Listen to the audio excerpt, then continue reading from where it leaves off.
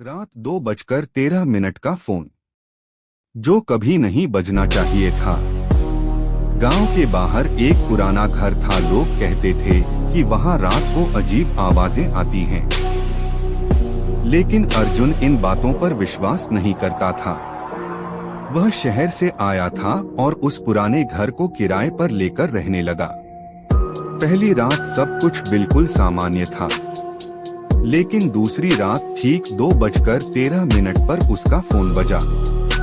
अर्जुन ने फोन उठाया। दूसरी तरफ सिर्फ भारी भारी सांसों की आवाज आ रही थी। हेलो, कौन? अर्जुन ने पूछा। कोई जवाब नहीं, बस ठंडी डरावनी सांसें। अर्जुन ने फोन काट दिया, लेकिन ठीक 2:13 पर फिर फोन बजा। इस बार स्क्रीन पर जो नंबर था, उसे देखकर अर्जुन के हाथ कांपने लगे, क्योंकि वो उसका अपना ही नंबर था। अर्जुन ने डरते डरते कॉल उठाई। फोन के दूसरी तरफ से एक धीमी आवाज आई, अर्जुन, उस कमरे का दरवाजा मत खोलना। अर्जुन चौंक गया, क्योंकि वो जिस कमरे के सामने खड़ा था, वो घर का सालों से बंद पड़ा कमरा था। अर्जुन ने पीछे मुड़कर देखा, लेकिन तभी उस बंद कमरे के अंदर से धीरे धीरे दरवाजे पर खरोंचने की आवाज आने लगी। खर्रर्र खर्रर्र। अर्जुन का दिल तेजी से धड़कने लगा। फोन पर वही आवाज फिर आई, मैं तुम्हारा भविष्य हूं, और अगर तुमने ये दरवाजा खोल दिया तो तुम कभी सुबह नहीं देखोगे। लेकिन इंसान की सबसे बड़ी कमजोरी होती है जिज्ञासा।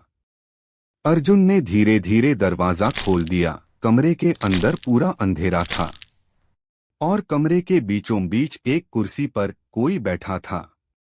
अर्जुन ने टॉर्च जलाई, और जैसे ही रोशनी उस चेहरे पर पड़ी, अर्जुन की चीख निकल गई, क्योंकि उस कुर्सी पर बैठा हुआ इंसान अर्जुन ही था। लेकिन उसका चेहरा जला हुआ, आंखें काली और होठों पर एक डरावनी मुस्कान। वो बोला, मैंने भी ये दरवाजा खोला था। और तभी पीछे से धड़ाम, दरवाजा अपने आप बंद हो गया। अगली सुबह गांव वालों को उस घर से अर्जुन की चीखों की आवाजें सुनाई दी। लेकिन जब उन्होंने दरवाजा खोला तो घर पूरी तरह खाली था। सिर्फ दीवार पर खून से लिखा था, 2:13 पर फोन मत उठाना। और उसी वक्त एक और फोन बजा। समय था 2:13।